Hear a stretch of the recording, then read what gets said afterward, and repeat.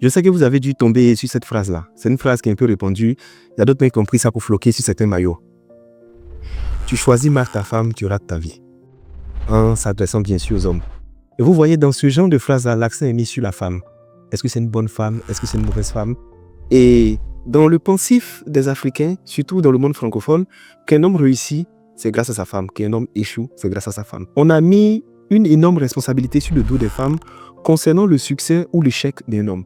Mais en vérité, il y a un côté qu'on néglige dans cette phrase. C'est que si un homme est un raté à la base, même s'il ne rate pas le choix de femme qu'il a dans sa vie, il va rater sa vie quand même. Je m'explique. Tu sais, un homme qui est raté à la base peut trouver une femme qui est bien, mais il va rater sa vie quand même. Et c'est pas seulement sa vie qu'il va rater, il va rater sa vie. Il va rater sa vision. Il va rater l'éducation de ses enfants. Il va rater le comportement bon de cette femme-là. Il va tout rater dans sa vie. Parce que justement, à la base, lui-même, c'est un raté. Et il y a énormément d'hommes qui sont des ratés à la base et qui échouent et qui mettent tout sur la femme à laquelle ils sont. Oui, je vous dis la vérité. Il y a des hommes qui sont tombés sur des pépites, sur de bonnes femmes, mais comme à la base, eux-mêmes, c'est des ratés, c'est facile pour eux pour dire, vraiment, si j'ai échoué, que j'ai autant de problèmes, c'est à cause de ma femme. Chers hommes, il y a des femmes dans vos vies, vous savez que vous ne les méritez pas. Quand toi-même tu t'assois et puis tu regardes la vie que tu mènes, la vie que tu lui fais mener, le cœur, le caractère, les attitudes que tu as, tu sais que tu ne mérites pas la femme là. Mais comme tu es rempli d'orgueil, bon, écoute, tu gères quoi. Sinon, tu sais que tu as une femme qui est hors du commun dans ta maison. Sauf que tu as décidé de ne pas changer, de rester le même raté, pour rater toute ta vie et pour rater elle-même sa propre vie. C'est le problème dans lequel on est aujourd'hui. Un homme qui choisit mal sa femme rate sa vie. Mais un raté qui choisit bien sa femme rate aussi sa vie. Et vous savez, reconnaître une femme qui est bien dans sa vie, c'est déjà bien. Mais il y a des signes qui montrent que tu es une bonne femme dans ta vie. Parce qu'il y a le avant qui rentre dans ta vie et il y a le après. Il y a toujours un changement positif. Le changement positif se voit à deux niveaux. Il y a un changement extérieur. Quand on te voit, tu rayonnes, tu es souriant, tu grossis, tu es plein de vie. En fait, on sent que tu es reposé, tu es en paix, tu es dans un épanouissement que tu ne peux pas exprimer. Sur le plan intérieur, tu as la paix du cœur, la paix de l'âme.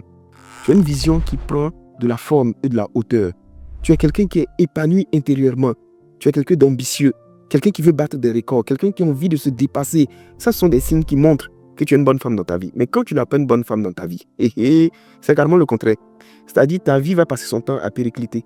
Au fur et à mesure que le temps passe, tu commences à vieillir plus que ton âge civil. Tu commences à avoir des problèmes que tu n'avais pas avant, mais ce sont des faux problèmes. Parce que tu sais quoi, toutes les femmes ont l'art de créer des problèmes à leurs hommes. Sauf qu'il y a des femmes qui te créent des bons problèmes. Il y a des femmes qui te créent des faux problèmes. Les bons problèmes, ce sont les problèmes qui te poussent à te dépasser, qui te poussent à améliorer ton mauvais comportement, qui te poussent à te remettre en question, qui te poussent à élever le niveau de la vision, qui te poussent à travailler plus, qui te poussent à croire en toi, qui te poussent à te confronter à ce qui te faisait fuir par le passé. Ça, ce sont les bons problèmes. Qui te poussent aussi à dépenser énormément, parce que c'est comme ça elles sont aussi. Qui jouent avec tes nerfs par moment. Et ça qui te crée des faux problèmes, c'est que des problèmes qui sont futiles, des problèmes qui sont inutiles, des problèmes liés aux personnes, liés au matériel. Ça c'est des faux problèmes. Et il y a des signes qu'on reconnaît comme ça. Mais si toi-même à la base, tu es quelqu'un de raté, peu importe le genre de femme qui va venir dans ta vie, tu vas rater. Parce qu'en fait, tu es le leader et tu es le responsable de la famille. Un leader qui est raté, qu'est-ce qu'il peut apporter aux gens? Il ne peut rien apporter aux gens. Donc, cher homme, au lieu de dire, tu choisis mal ta femme, tu rates ta vie, il faut plutôt dire, si je suis un raté, même si je choisis bien ma femme, j'ai raté ma vie.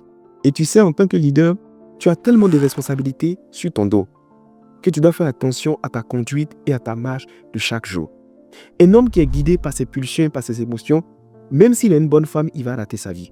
Un homme qui est guidé par son excitation, quand il voit d'autres femmes et qui ne rate aucune opportunité, va quand même rater sa vie, même s'il a une bonne femme. Tu les entendras dire, écoute, moi, je veux une femme qui est spirituelle. Vous savez, avant le mariage, les femmes ont beaucoup de critères. Les hommes, leurs critères commencent après le mariage. Les femmes, avant qu'elles sont dehors, elles vont te dire, je veux qu'il soit comme ci, comme ça, grand détail, riche, ceci. Mais les hommes, c'est une fois que tu es dans sa maison, que maintenant, il veut te transformer en ses critères personnels qu'il avait dès le départ. Il va commencer à agir sur ta manière de t'habiller, ta manière de penser, ta manière de dépenser, ta manière de sortir, ta manière de rentrer. Il va vouloir contrôler partout. Quand tu vas lui demander, il va te dire, non, mais c'est l'amour que je ressens. C'est parce que je l'aime que je la protège.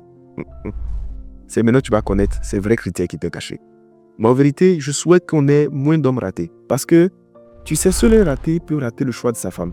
Parce qu'un raté, il ne se rend même pas compte que le choix d'une femme, c'est important. Qu'il se précipite pour choisir une femme en se basant sur ses formes, sur ses rondeurs, sur sa capacité à cuisiner. Il ne sait même pas, sur le plan spirituelle ce qu'elle est censée être. Il ne connaît même pas sa dimension spirituelle. Il ne connaît pas sa destinée. Il ne sait pas à quoi elle sert. Il apprend au carrefour, il envoie chez lui à la maison. Ça, c'est un homme raté qui va rater sa vie.